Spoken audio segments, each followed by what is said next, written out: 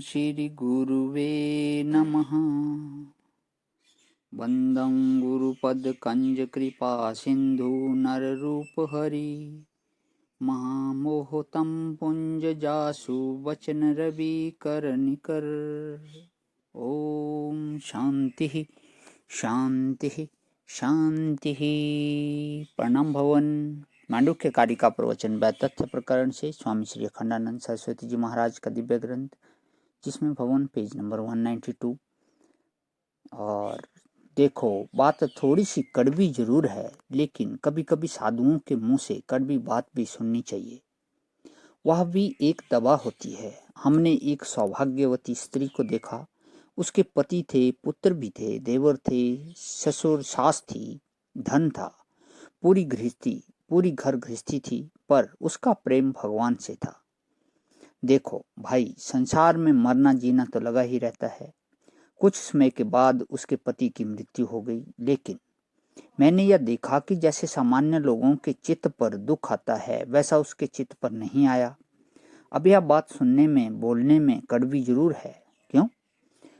अब उसका ख्याल है कि हमारे पति तो भगवान हैं, हमारे माँ बाप तो भगवान हैं, हमारे रक्षक तो भगवान हैं, हमारे सर्वस्व तो भगवान हैं। वे तो हैं ही, वे तो हैं ही हैं। वे हर हालत में हमारी रक्षा करेंगे। यह बात बिल्कुल आपको सच्ची सुनाई। अब एक आदमी धनी था, भगवान का भजन करता था। संयोगवश उसका धन चला गया। वह तो महाराज सालग्राम को लेकर बैठा रहा। बोला कि मेरा असली धन तो यह है, हीरों का हीरा तो हमारे पास है, इसको कोई छीन सकता है? ऐसा उसके चित्त में संतोष था कि जैसे धन कुछ था ही नहीं। तो जीवन में दुख आता है, इसकी ओर से आंख बंद करने से काम नहीं चलता। भला जीवन में दुख आता है और उसके लिए जो पहले से सहन करने की तैयारी रहती है, वह सबसे बड़ी चीज है। एक माता थी जो बाल कृष्ण को अपनी संतान मानती थी। सवेरे उठकर उनको गर्म पानी से स्नान करावें, तिलक लगावें, उनका श्रृंगार करें, उनको अपनी गोद में रखें, मन ही मन उनको दूध पिलावे। बोले कि हमारे बेटा तो गोपाल जी हैं। उनके बेटा था, संयोगवश ऐसा हुआ कि वह बेटा चल बसा। उनको तो कुछ नहीं, वे तो रोज जैसे अपने गोपाल जी की सेवा करती थीं, वैसे ही उस दिन भी किया। क्यों? बोली कि हमारा जो सच्चा बेटा है वह तो हमारे पास है, उसको कोई छीन नहीं सकता। तो नारायण या भगवत भक्ति मानसिक रोग की चिकित्सा है।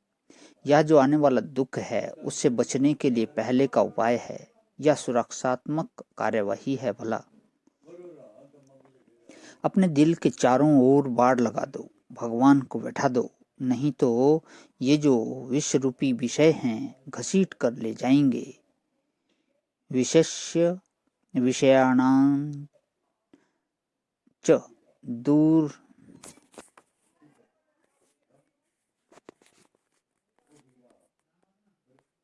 दूरम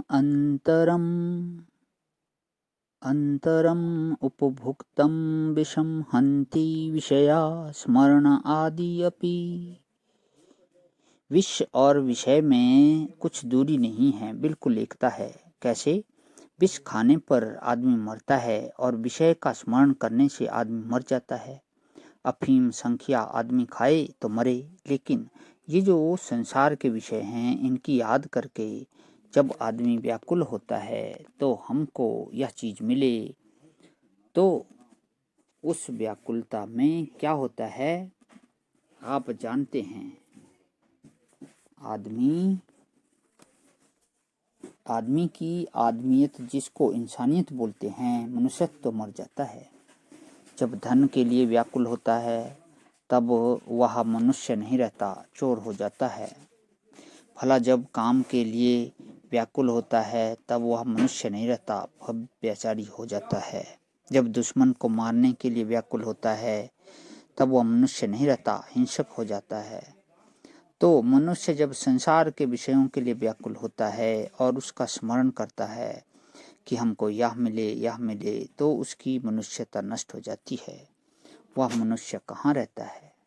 तो विष और विषय, विषय माने जहर और विषय माने भोग की सामग्री, ये तो दुखदायी हैं। मूल तत्व कहाँ से है? प्रणाम भगवान। ओम शांति शांति शांति।